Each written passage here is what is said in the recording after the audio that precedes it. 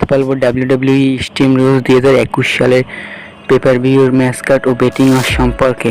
তো চলুন late get start.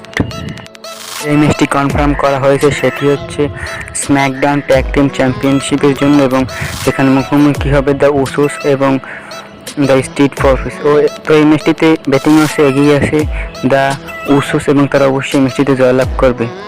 এবং পরবর্তী যে ম্যাচটি কনফার্ম করেছে সেটি হচ্ছে র উইমেন্স চ্যাম্পিয়নশিপের জন্য এবং যেখানে মুখোমুখি হবে শার্লেট ফ্লেয়ার ও অ্যালেক্সা ব্লিস। তো এই ম্যাচটিতে একটুখানি এগিয়ে আছে ব্যাটিং অর্সের দিক থেকে শার্লেট ফ্লেয়ার এবং যাতে অবশ্যই শার্লেট ফ্লেয়ার জয়লাভ করবে এই ম্যাচটিতে। তো পরবর্তী যে ম্যাচটি কনফার্ম করা হয়েছে সেটি হচ্ছে ইউনাইটেড স্টেটস চ্যাম্পিয়নশিপের জন্য এবং যেখানে মুখোমুখি হবে শেমাস এবং ডেমিয়ান প্রিস্ট। তো এই ম্যাচে ব্যাটিং অর্সের দিক থেকে অনেক বেশি এগিয়ে আছে ডেমিয়ান প্রিস্ট এবং এখানে অবশ্যই ডেমিয়ান প্রিস্ট জয়লাভ করবে এবং তার টাইটেল রিটার্ন করবে।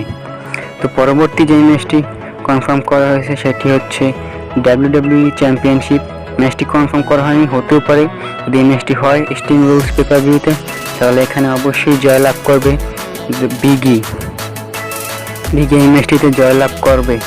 এবং পরবর্তী যে ম্যাচটি কনফার্ম করা হয়েছে সেটি হচ্ছে স্ম্যাকডাউন উইমেন্স চ্যাম্পিয়নশিপের জন্য এবং যেখানে স্ম্যাকডাউন উইমেন্স চ্যাম্পিয়ন বেকি লিঞ্চ এবং বিয়াঙ্কা বেলেয়ার। এবং তো এই ম্যাচটিতে একটুখানি ব্যাটিং অর্সের দিকে এগিয়ে আছে বেকি লিঞ্চ। তো দেখা যাক এই ম্যাচটিতে কে জয়লাভ করে। আমার মনে হচ্ছে এই ম্যাচটিতে বেকি লিঞ্চ অবশ্যই তার টাইটেল রিটার্ন করে নেবে। তো পরবর্তী যে ম্যাচটি কনফার্ম করা হয়েছে সেটি হচ্ছে Finn Balor versus tribal chief Roman রেইন্সের ভিতরে। তো এই ম্যাচটিতে অবশ্যই রোমান রেইন্স তার টাইটেল রিটার্ন করে নেবেন।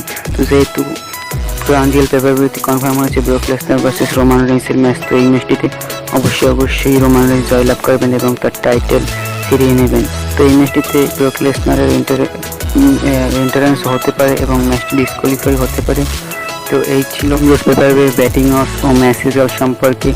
তো আপনারা যারা ভিডিওটা দেখছেন তারা অবশ্যই রেসেল লেকচার চ্যানেলটি সাবস্ক্রাইব করুন এবং বেল আইকনটি অন করে রাখুন। ধন্যবাদ সবাইকে।